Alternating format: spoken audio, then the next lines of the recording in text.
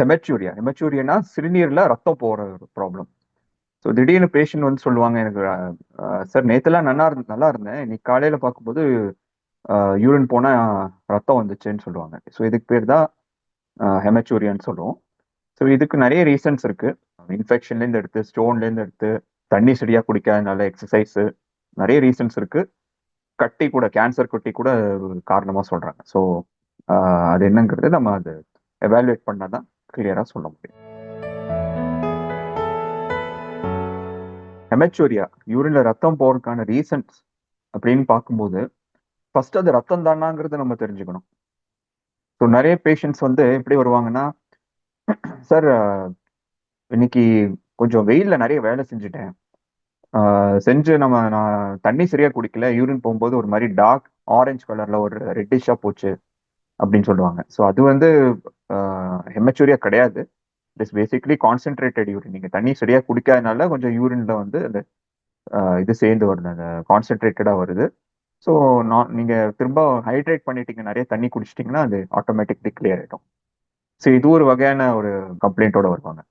ரெண்டாவது கம்ப்ளைண்ட் என்னன்னு வருவாங்கன்னா, sir urine orange கலர்ல போகுது, நேற்று ஒரு மெடிசன் சாப்பிட்டேன், பைரிடியம் ஃபெனிசோபைரிடின்னு ஒரு மாத்திரை இருக்கு, அது சாப்பிட்டேன், அதனால போகுதுன்னு சொல்லுவாங்க. ஸோ அது ஒரு டைனால, அதாவது அந்த பைரிடியம் ட்ரக்ஸ் அல்ல ஃபெனசோபைரிடின்ல அந்த டை இருக்கும், அந்த டைனால இந்த யூரின் வந்து அந்த கலரா போகலாம். ஸோ இது ரெண்டுமே வந்து ரத்தம்னு சொல்லி நம்ம நம்புவோம், பட் ஆக்சுவலா ரத்தம் கிடையாது. கிளியரா ரத்தம் வரும், வருது அப்படிங்கிறது ஒரு பட்சத்துல அவங்களுக்கு எப்போ வருது, இனிஷியலா யூரின் ஆரம்ப ஸ்டேஜ்லயே வந்துருதா, யூரின் போகும்போது இமிடியட்டா வந்துருதா அப்படிங்கறத பார்க்கணும். இல்ல த்ரூ அவுட்டா வருதா, கம்ப்ளீட்டா அந்த யூரின் ஸ்டார்ட் டு எண்ட் வரைக்கும் வருதா, இல்ல யூரின் முடிச்சாச்சு போகும் எண்ட்ல மட்டும் தான் எனக்கு யூரின்ல ரத்தம் வருது அப்படிங்கிற ஒரு கான்செப்டும் இருக்கு. ஸோ இது மூணுக்கும் டிஃப்ரெண்ட் டிஃப்ரெண்ட் ரீசன்ஸ் இருக்கு. குறிப்பா சொல்லக்கூடிய காமன் ரீசன்ஸ் பார்த்தோம்னா, யூரினரி இன்ஃபெக்ஷன். யூரின்ல இன்ஃபெக்ஷன் கிருமி ஆச்சுன்னா சில பேருக்கு அந்த ரத்தம் வரதுக்கு வாய்ப்பு இருக்கு. கூட சில சிம்டம்ஸ் இருக்கும், அதுல வந்து இன்ஃபெக்ஷன்ல உங்களுக்கு எரிச்சல், யூரின் போகும்போது எரியும், அடிக்கடி யூரின் போகும், அதே மாதிரி குளிர் காய்ச்சல் வரலாம். கிட்னியில ஸ்டோன் இருந்து அந்த ஸ்டோன் கீழே இறங்கிச்சு, இந்த கிட்னில இருந்து இறங்கக்கூடிய ஒரு பாதை இருக்கும், யூரிட்டர்னு சொல்லுவோம்.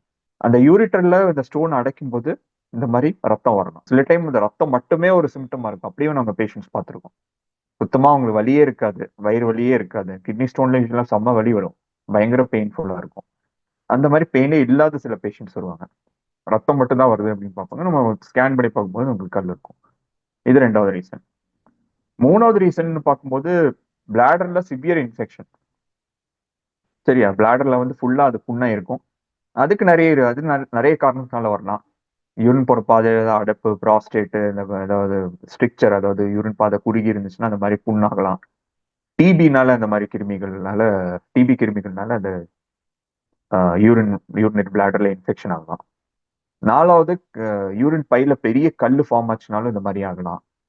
அஞ்சாவது, இந்த கேன்சர் கட்டி. ஸோ இந்த கேன்சர் நிறைய பேஷண்ட்ஸ் அதுவும் பயந்துருவாங்க, ரத்தம் வருது சார் யூரின்ல, அது வந்து கேன்சரா இருக்குமோ.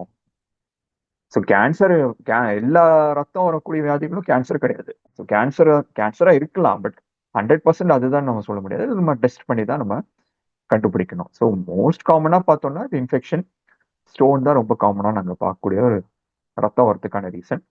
அது தவிர பிளாடர்ல infection, bladder stone and cancer, கிட்னில கேன்சர், இல்லைன்னா பிளாடர் கேன்சர்.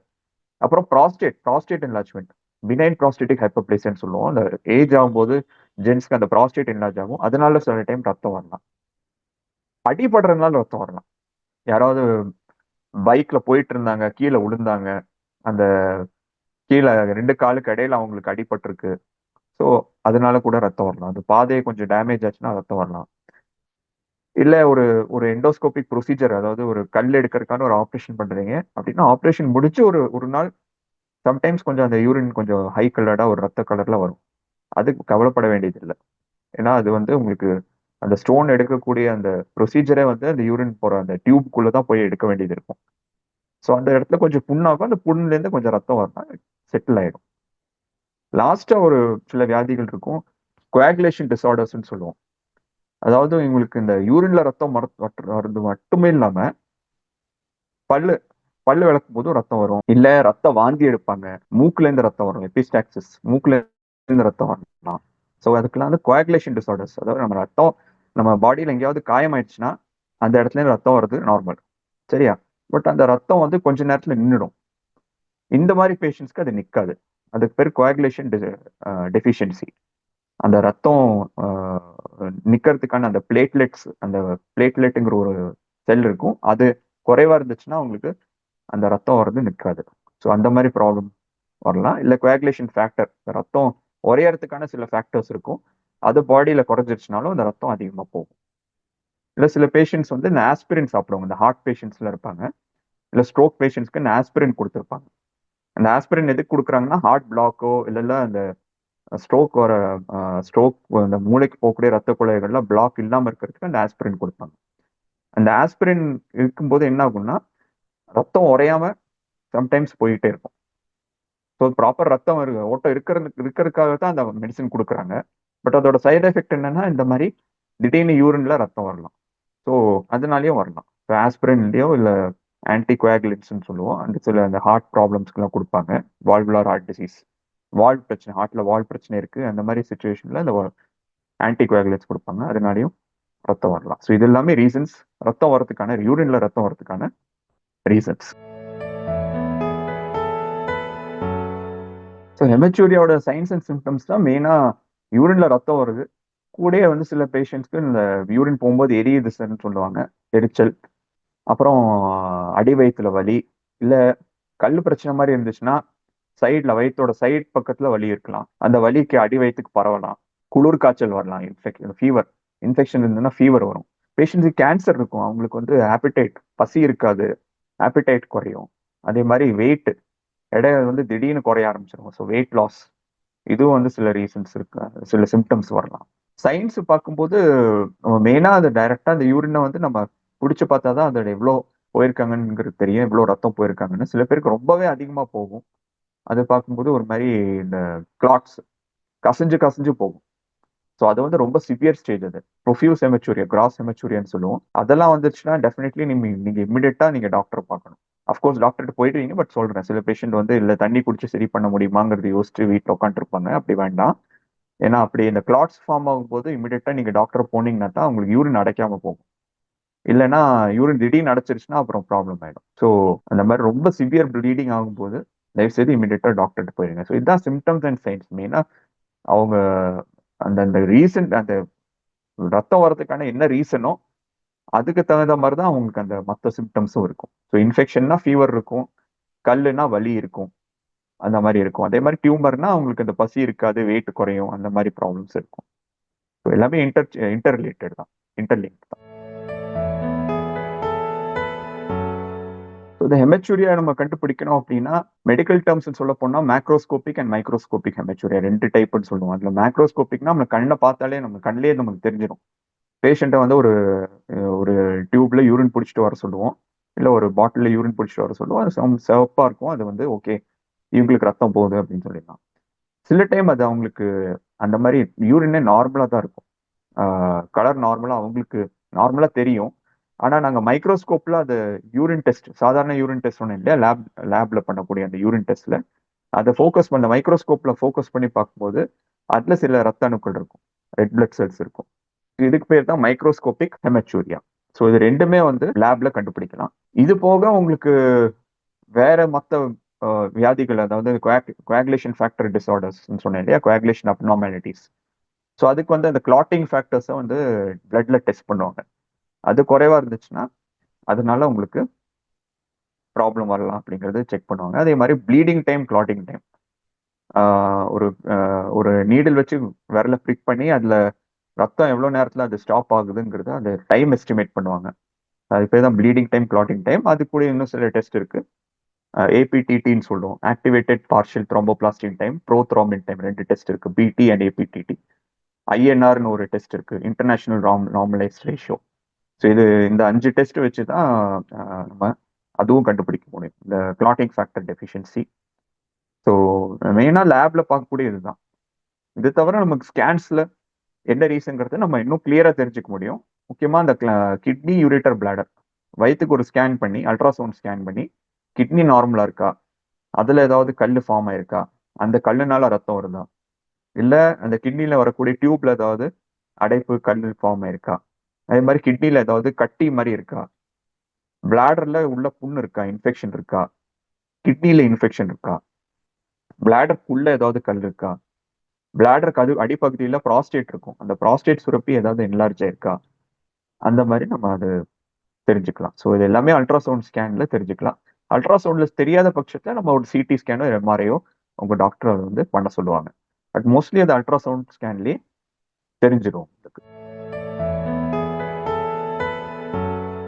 சிம்பிளா விடக்கூடாது. இப்போ ஒரு தடவை யூரின்ல ரத்தம் வந்துருச்சுனாலும், இமிடியேட்டா நீங்க உங்க டாக்டர பாத்துக்கிறது நல்லது.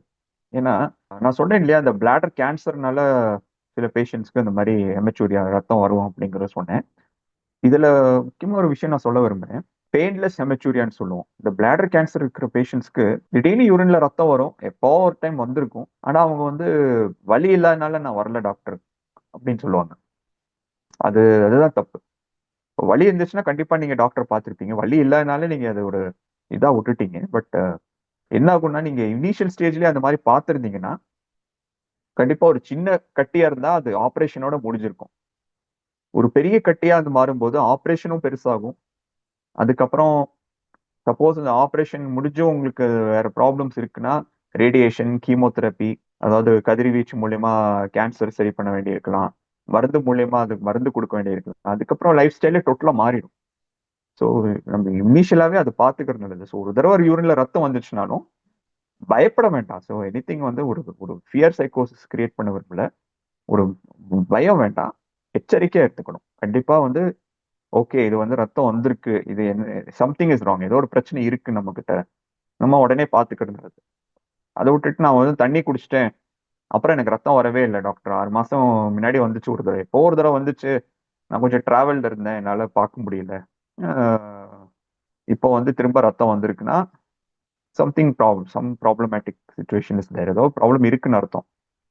ஸோ முக்கியமா நீங்க வந்து ரத்தம் ஒரு தடவ வந்துருச்சுனாலும் பார்த்துக்கிறது நல்லது. அடிக்கடி யூரின்ல ரத்தம் வருது, வயிறு வலி வருது, சைடுல பெயின் வருது, எரிச்சல் வருது, யூரின்ல எரிச்சல் வருதுன்னா பார்த்துக்கிறது நல்லது. ஒரே டைம்ல நெறைய ரத்தம் யூரின்ல சேர்ந்து வருதுன்னா, இம்மீடியட்டா பார்க்கணும். ரெஃப்யூஸ் கிராஸ் ஹெமச்சூரியா நான் ஏற்கனவே சொன்னேன். ஏன்னா, அது ரத்தம் வந்து என்ன ஆகும்னா, அது கசிஞ்சு கிளாட்டா ஃபார்ம் ஆகி, யூரின் போற பாதைய பிளாக் பண்ணி, யூரின் அடைக்கிறதுக்கு வாய்ப்பு இருக்கு.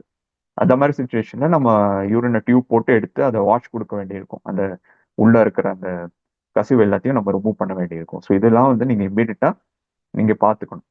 அ டெஃபினட்டா நீங்க பார்த்துக்கணும். அதே மாரி உங்களுக்கு இப்போ பல்லு விளக்கும்போது ரத்தம் வந்துச்சு, அந்த யூரின் போகும்போது ரத்தம் வந்துச்சு. அப்படிங்கிற பட்சத்துல உங்களுக்கு கிளாட்டிங் ஃபேக்டர், கோயாகுலேஷன் டெஃபிஷியன்சி இருக்கலாம். அப்போ நீங்க இமிடியேட்டா பார்த்துக்கணும். பட் மெயின் திங் நான் எதுக்கு திரும்ப திரும்ப இதுக்கு ஏன் சொல்றேன் அப்படின்னா, ஒரு தடவ ரத்தம் வந்துச்சுனாலும், அது வந்து ஒரு நார்மல் விஷயம் கிடையாது. தயவுசெய்து அது உங்க டாக்டர வந்து பார்த்து, ஒரு ப்ராப்பரா ஒரு யூரின் டெஸ்ட், ஒரு ஸ்கேன் வேணா பண்ணிக்கோங்க. அது வந்து உங்க டாக்டர் உங்களுக்கு சொல்லுவாங்க கரெக்ட்டா. என்ன ப்ராப்ளம்னு தெரிஞ்சுட்டு, அப்புறம் நீங்க கிளியரா இருக்கலாம் மைண்ட்ல. வேற ஒண்ணும் இல்ல. ஹெமச்சூரியா வந்து தாராளமா குணப்படுத்தலாம். பட் அது என்ன ரீசன்னால வருதுங்கிறத நம்ம பார்த்து தான் அத குணப்படுத்தணும். இப்போ அது இன்ஃபெக்ஷனால வருதுன்னா, இன்ஃபெக்ஷன கிளியர் பண்ணிட்டா, ட்ரீட் பண்ணிட்டா அது கிளியர் ஆயிடும். ஸோ இன்ஃபெக்ஷன ட்ரீட் பண்றதுக்கு ஆன்டிபயோட்டிக்ஸ் குடுப்போம். நான் சொன்ன மாரி யூரின் கல்ச்சர் டெஸ்ட் பண்ணி ஆன்டிபயோட்டிக்ஸ் குடுத்து அத சரி பண்ணிடலாம். ஸ்டோன் இருக்குன்னா, சப்போஸ் ஸ்டோன்னால வருதுன்னா, அந்த ஸ்டோனுக்கான என்ன ட்ரீட்மெண்ட்டோ அத ஃபாலோ பண்ணிட்டோம்னா, அந்த ஹெமச்சூரியா நின்றும். அதே மாரி சப்போஸ் அது ஒரு அடிபடுறதுனால வருது அப்டின்னா, கண்டிப்பா அந்த அ அது என்ன ப்ராப்ளம் இருக்கு? உள்ள ஏதாவது அடைப்பு ஃபார்ம் ஆயிருக்குன்னா, அந்த அடைப்ப சரி பண்ணிட்டோம்னா, அந்த ஹெமச்சூரியா நின்றும். கேன்சர்னால வந்திருக்கு அப்படின்னா, கேன்சர் கிளியர் பண்ணிட்டோம்னா, அது கிளியர் ஆயிடும். ஃபைனலா இப்போ கிளாட்டிங் ஃபேக்டர் டெஃபிஷியன்சி. அந்த கிளாட்டிங் ஃபேக்டர்ஸ் வந்து இப்போ உடம்புல குறைவா இருக்குன்னா, அத நம்ம பிளட் டிரான்ஸ்ஃபியூஷனோ ஏதாவது பண்ணி நம்ம சரி பண்ணிட்டோம்னா, அது சரியாயிடும். ஸோ எப்பவுமே ஹெமச்சூரியா வந்து இட்ஸ் ஒன்லி a சிம்ப்டம். இது வந்து வந்து ஒரு வியாதிக்கான அறிகுறி அவ்வளவுதான். அந்த வியாதிய ட்ரீட் பண்ணிட்டோம்னா, அந்த அறிகுறி காணாம போயிடும். மெயினா அதுதான். ஸோ இதுதான் அதோட பேசிக் பிரின்சிபிளே. ஆஸ் சச் ஹெமச்சூரியாவ ட்ரீட் பண்ணணும்னா, அந்த காஸ தான் ட்ரீட் பண்ணணும். பட் சிவியர் ஹெமச்சூரியா இருக்குன்னா, ஃபர்ஸ்ட் அந்த ஹெமச்சூரியா அந்த பிளட்ட வந்து நம்ம நிறுத்தணும் அப்படின்னா, அதுக்கு அந்த கிராஸ ட்ரீட் பண்ணணும். பட் சிவியர் ஹெமச்சூரியா வரும்போது, நம்ம அத வாஷ் பண்ணி அந்த பிளாடர் வாஷ்ன்னு கூட சொல்லுவோம். அத வந்து அந்த அந்த கசிவு எல்லாம் ரிமூவ் பண்ணி, யூரின் கிளியரா வர்ற மாரி அதுக்கான ட்ரீட்மெண்ட் ப்ரொசீஜர்ஸ் பண்ணிட்டு, அதுக்கப்புறம் நம்ம அந்த ரீசனை வந்து கிளியர் பண்ணிட்டோம்னா உங்களுக்கு பர்ஃபெக்டா ரெடி ஆயிடும். எப்பவுமே இங்க எமச்சூரியா பொறுத்த வரைக்கும் ட்ரீட் த காஸ் தான். என்ன ரீசனால வருதோ அதை ட்ரீட் பண்ணிட்டோம்னா patient will be alright. Risk factors for எமச்சூரியான்னு பார்க்கும்போது நமக்கு ஏற்கனவே யூரின் இன்ஃபெக்ஷன் மாதிரி நிறைய வந்திருக்கு அப்படின்னா அது ஒரு ரிஸ்க் ஃபேக்டர். நிறைய டைம் யூரின் ப்ராப்ளம் வந்திருக்கு அப்படின்னு, யூரின் இன்ஃபெக்ஷன் வந்திருக்குன்னு ஒரு ரிஸ்க் ஃபேக்டர். ஸ்டோன் ப்ராப்ளம் வந்தாலும் அது ஒரு ரிஸ்க் ஃபேக்டர். அதே மாதிரி நீங்க ஸ்ட்ரோக்குக்கு இல்லைன்னா அந்த ஹார்ட் அட்டாக் ஏற்கனவே வந்திருக்கு, இல்லை ஹார்ட் பேஷண்டா இருக்கீங்க, இல்லை ஹார்ட்ல வால் பிரச்சனை இருக்கு, இந்த மாதிரி ஒரு சுச்சுவேஷன்ல நீங்க அதுக்கான மாத்திரை சாப்பிட்டு இருந்தீங்கன்னாலும் ரிஸ்க் ஃபேக்டர் இருக்கு. இது போக உங்களுக்கு வந்து கிளாட்டிங் ஃபேக்டர் டெஃபிஷியன்சின்னு சொன்னேன், அது ஒரு ரிஸ்க் ஃபேக்டர். ஸ்மோக்கரா இருந்தீங்கன்னா டெஃபினெட்லி ஒரு ரிஸ்க் ஃபேக்டர் இருக்கு. ஏன்னா ஸ்மோக்கர்ஸ்க்கு வந்து இந்த பிளாடர் கேன்சருங்கிறது ரொம்ப காமன், யூரின் பையில புற்றுநோய். ஸோ ஸ்மோக்கரா இருந்தீங்கன்னா டெஃபினெட்லி அது ரொம்ப ரொம்ப சான்சஸ் இருக்கு. ஸோ டெஃபினெட்லி நீங்க ஸ்மோக்கிங்கை வந்து நீங்க நிறுத்த வேண்டியது இருக்கும். அப்புறம் ப்ராஸ்டேட் என்லார்ஜ்மெண்ட், ஏற்கனவே உங்களுக்கு ப்ராஸ்டேட் என்லார்ஜ்மெண்ட் இருக்குன்னா உங்களுக்கு பிளட் யூரின்ல வந்து பிளட் மிக்ஸ் பண்ணி வருது, எப்போ வேணாலும் வரலாம். ஸோ அதுவும் ஒரு ரிஸ்க் ஃபேக்டர். ஹெமச்சூரியா ரொம்ப சிவியரா இருந்துச்சுன்னா யூரின் பிளாக் ஆகலாம், அந்த கசிவுனால பிளாக் ஆகலாம். ஸோ அதை ட்ரீட்மெண்ட் பண்ண வேண்டியிருக்கும். அதான் சொன்னேன் இல்லையா, அந்த யூரின்ல வந்து உங்களுக்கு பிளட் வருது பட் உங்களுக்கு பெயின் இல்லை, அதனால நீங்க அதை பார்க்காம விட்டீங்கன்னா அது ஒரு சாதாரண ஒரு டியூமரா இருக்கலாம், பிளாடர்ல புற்றுநோயா இருக்கலாம். அது நீங்க செக் பண்ணாம விட்டு அது ஃபியூச்சர்ல பெருசாகி அது உங்களுக்கு ப்ராப்ளம் கொடுக்கலாம். ஸோ டெஃபினெட்லி அது வந்து ஒரு முக்கியமான அறிகுறி. ஸோ ஒரு தடவை ரத்தம் வந்துச்சுனாலும் நீங்க அதை செக் பண்ணிக்கிறது நல்லது. ஹெமச்சூரியா தடுக்கணும்னா மெயின்லி நீங்க ஸ்மோக்கரா இருந்தீங்கன்னா நீங்க ஸ்மோக்கிங் நிப்பாட்டுறது நல்லது. ப்ராஸ்டேட் என்லார்ஜ்மெண்ட் இருக்கக்கூடிய ஒரு நபரா இருந்தீங்கன்னா அதை ப்ராஸ்டேட்டை செக் பண்ணி நீங்க மெடிசின்ஸ் கரெக்டா எடுத்துக்கணும். தண்ணியை வந்து நீங்க எவ்வளவு குடிக்கணுங்கிறது உங்க டாக்டர் சொல்லியிருப்பாங்க. நீங்க ஹார்ட் பேஷண்ட்டோ இல்லை ஒரு கிட்னி பேஷண்ட்டோ இருந்தீங்கன்னா அதுக்கு தகுந்த மாதிரி நீங்க தண்ணி குடிச்சுக்கணும்.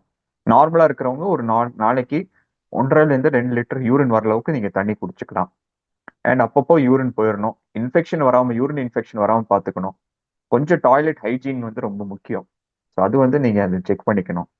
ஸ்டோன் ப்ராப்ளம் இருக்குன்னா நீங்க ரெகுலரா ஸ்டோனுக்கு செக்அப் பண்ணிக்கணும். உங்க டாக்டர் வந்து எப்போ ஸ்டோன் ஃபாலோ அப் பண்ண சொல்லியிருக்காங்களோ நீங்க அந்த டைம்ல வந்து அதை ஃபாலோ அப் பண்ணிக்கிறது நல்லது.